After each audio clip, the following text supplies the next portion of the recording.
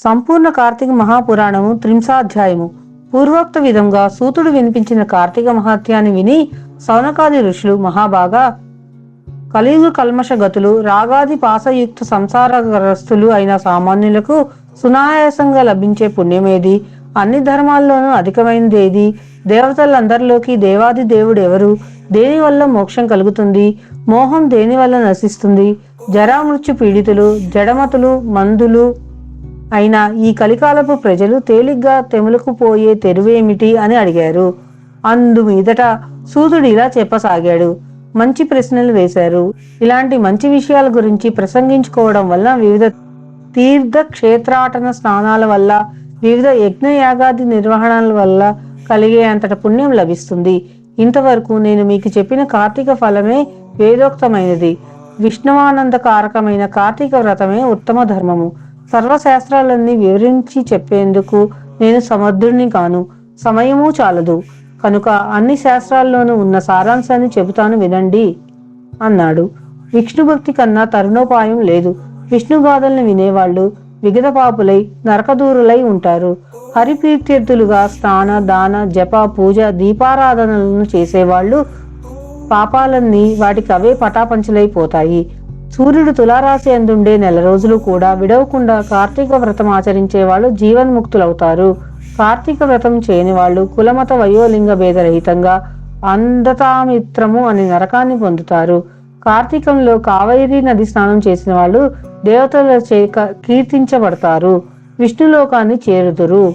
కార్తీక స్నానం చేసి విష్ణువార్చన చేసిన వాడు వైకుంఠాన్ని పొందుతాడు. ఈ వ్రతాచరణ చేయని వాళ్ళు 1000 సార్లు చండాలపు జన్మల పాలవుతారు.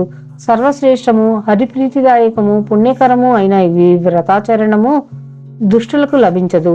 సూర్యుడు తులారాశిలో ఉండగా కార్తీక స్నాన దాన జప పూజాదులు చేసేవాళ్ళు సర్వదుఃఖ విముక్తులై మోక్షంను పొందుతారు. దీపదానం, కంచుపాత్ర దానం, దీపారాధనం, ధన ఫల ధాన్య గృహాది దానాలు అమిత పుణ్య ఫలదాలు. కార్తీకం 30 రోజులు కార్తీక మహాత్యాన్ని వినినా పారాయణ చేసినా కూడా సకల పాపాలు నశించిపోతాయి, సంపదలు సంభవిస్తాయి, పుణ్యాత్ములవుతారు. ఇన్ని మాటలెందుకు? విష్ణుప్రియమైన కార్తీక వ్రతాచరణం వల్ల ఇహపర సుఖాలు రెండూ కూడా కలుగుతాయి. సంవత్సరంలో వచ్చు అన్ని మాసముల కన్నా కార్తీక మాసం ఉత్తమమైంది, అధిక ఫలదాయకమైంది, హరిహరాదులకు ఇద్దరికీ ప్రీతికరమైంది.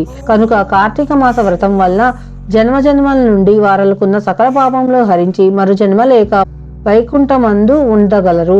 పుణ్యాత్ములకు మాత్రమే ఈ వ్రతం ఆచరించవలనని కోరిక పుట్టును. దుష్టులకు, దుర్మార్గులకు, ఈ పాపాత్ములకు కార్తీక మాసమన్నా కార్తీక వ్రతమన్నా ఏవగింపు అసహ్యం కలుగును.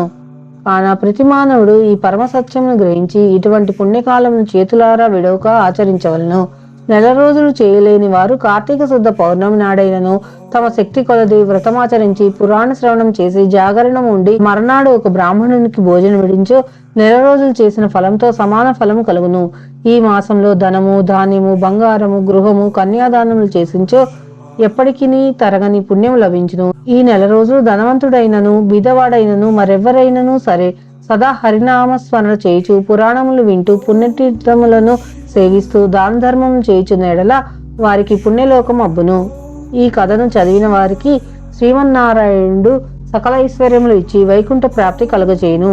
ఓం సర్వేషాం స్వస్తి భవతు, ఓం సర్వేషాం శాంతిర్భవతు, ఓం సర్వేషాం పూర్ణం భవతు, ఓం శాంతి శాంతి శాంతి.